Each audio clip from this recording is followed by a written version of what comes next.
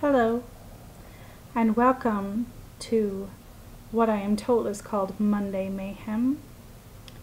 Something called a vlog.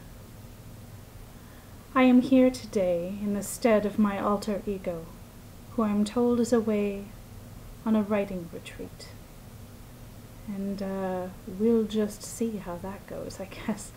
Anyway, I am here at the bequest of her father, who is the winner of last week's Word of the Week contest, which seems pretty self-explanatory, but she told me to remind you that in each of these vlog episodes is hidden a secret word, and if you think that you can ascertain what that word might be, you are to leave a comment below with your guess, and if you should win, you would have the honor,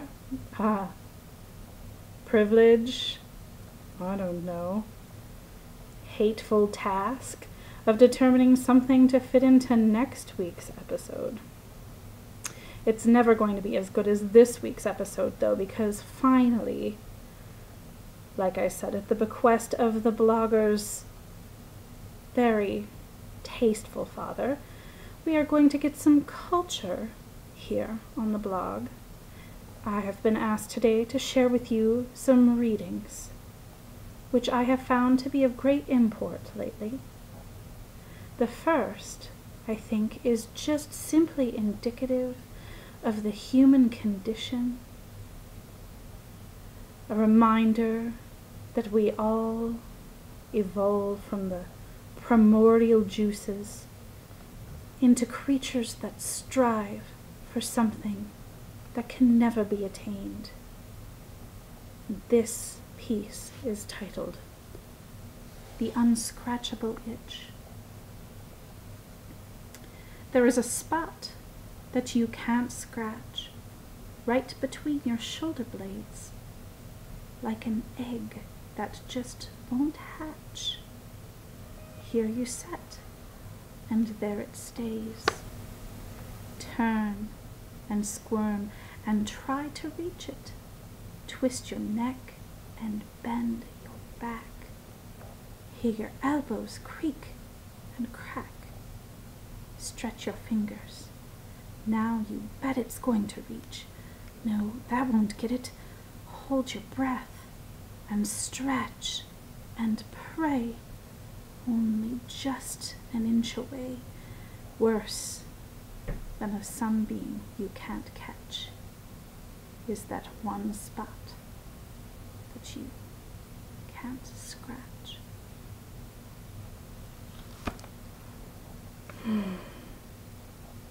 It's just a revelation. This Shel Silverstein, such a genius.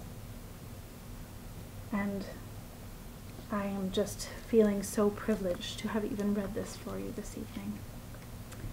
And now I have a piece to share with you by an incomparable young talent. Someone hitherto unknown to you, I am sure.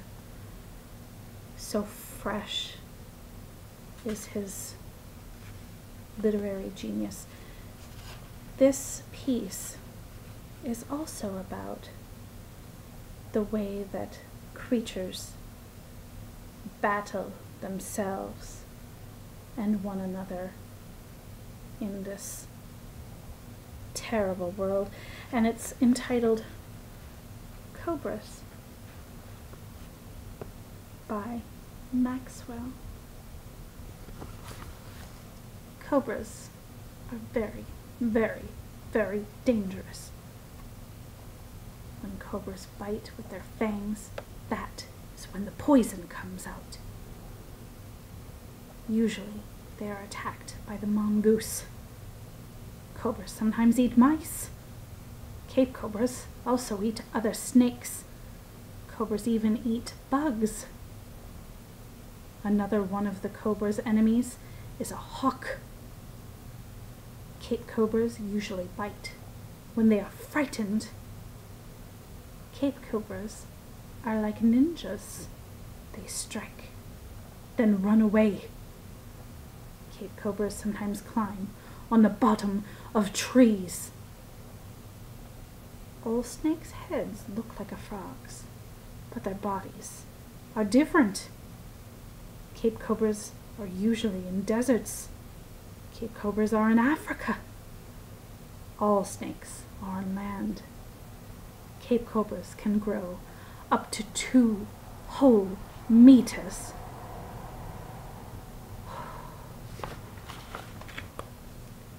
And I just have to show you in detail more of the text, the enlightening way that this young artist uses exclamation marks. It really just gets the creative juices flowing when you see something as delightful as this first effort by an artist. And when he someday wins a Pulitzer Prize, you may recall when your host this evening first shared with you his work. And so it is with regret that I must stop here, though there is infinite genius to share in the world. This is all the time we have. I bid you adieu.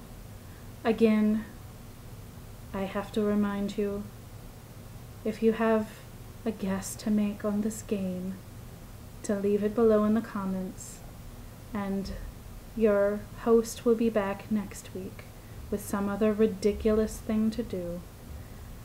I bid you a fond farewell.